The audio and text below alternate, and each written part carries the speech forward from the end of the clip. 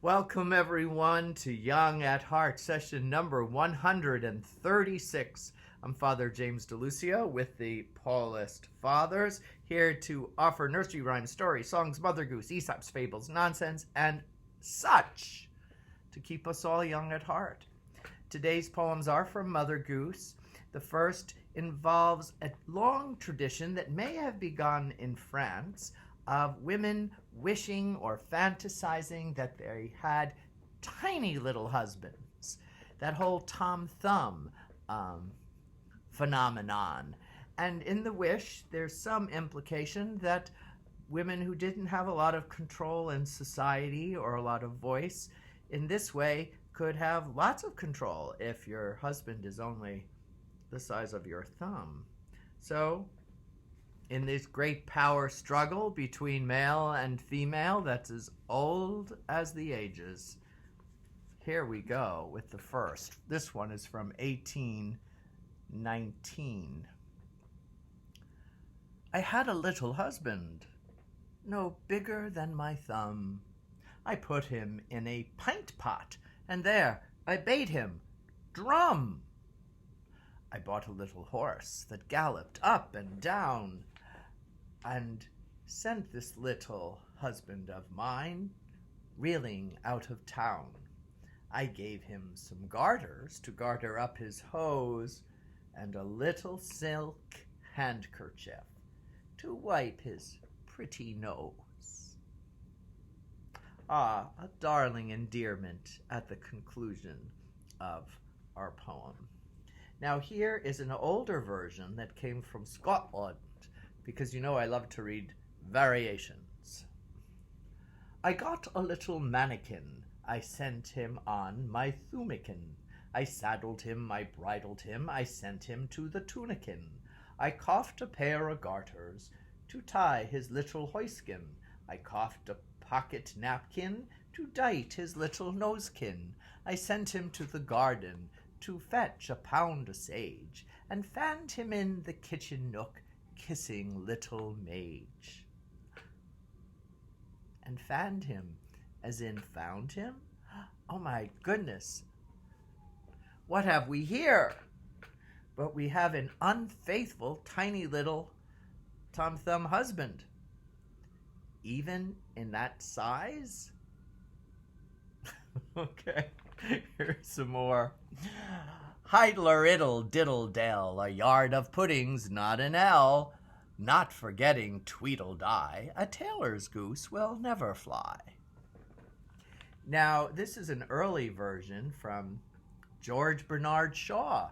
Now, when have you last thought of Dear George and his great playwriting, like Pygmalion and Major Barbara and other such exquisite poems, not poems, plays.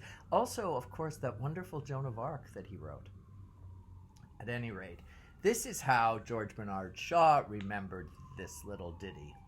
Hunky-dorum, titherum, tie, a tailor's goose, it cannot fly.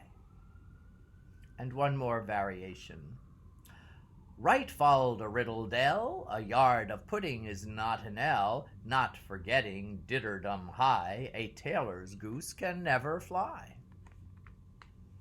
I had to look up L. You know, a yard of pudding's not an ell, which is in two of these versions. It was a form of measurement in England, and it comes from a Latin root of udel, which was the forearm. So even that, I guess people used to measure things by their forearm. And here we go. So many things to learn in exploring nursery rhymes together. Here's a riddle. I'm called by the name of a man, yet I am as little as a mouse. When winter comes, I love to be with my red target near the house. Again, I'm called by the name of a man, yet I'm as little as a mouse. When winter comes, I love to be with my red target by near the house. Okay, what do you say? Well, it's not Tom Thumb, even though it was little as a mouse. Okay. Well, the answer is it's Robin Redbreast because he's little, but he has the name Robin, and his red breast is a target for people who want to shoot at birds, so he's better off near the house, whether it's the bird house or the human's house. Pretty good, huh? One last riddle for today.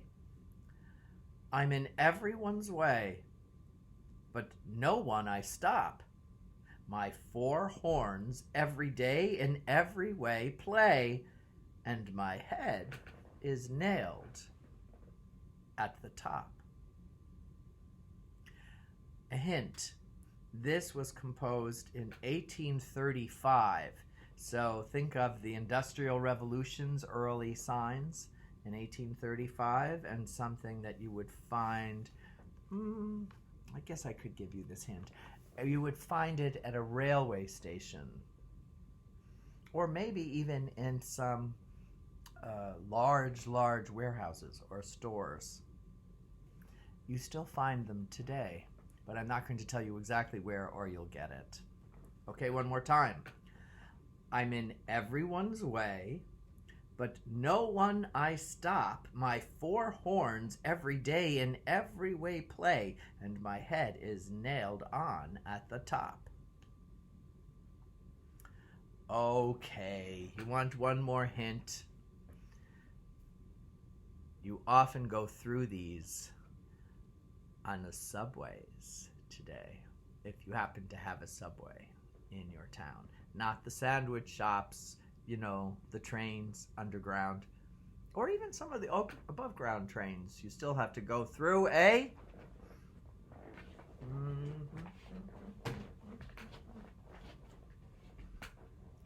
turnstile. I never would have gotten it myself, but that's the answer there. And to close, this one, not a riddle, but a rhyme.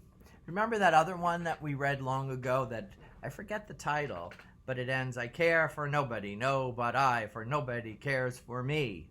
When we're having those wonderful pity parties that are part and parcel of our daily lives, or hopefully not too daily, maybe weekly? At any rate, this is one that's similar, but different. I would if I could. If I couldn't, how could I? I couldn't. Without, I could. Could I? Could you? Without, you could. Could ye? Could ye? Could ye? Could you? Could you? Without you, could ye? Wait, that wasn't the poem I introduced. It was on the top of the page. It's a nonsense one, sort of, or does it make sense? I would if I could. If I couldn't, how could I? I couldn't. Without I could I? Could you? Without you could. Could you? Could ye? Could ye? Could you? Without you could? Could ye? But here is what I meant to close with today, and I hope now it's not too long. This seems to be lingering, this session. As I walked by myself and talked to myself, myself said unto me, look to thyself, take care of thyself, for nobody cares for thee. I answered myself and said to myself in the self-same repartee, look to thyself, or not to thyself, the self-same thing will be. Take care of yourselves, and take care of your health. And if you're going out, wear your masks. And stay safe, and God bless. Thanks for joining me, everyone. Bye now.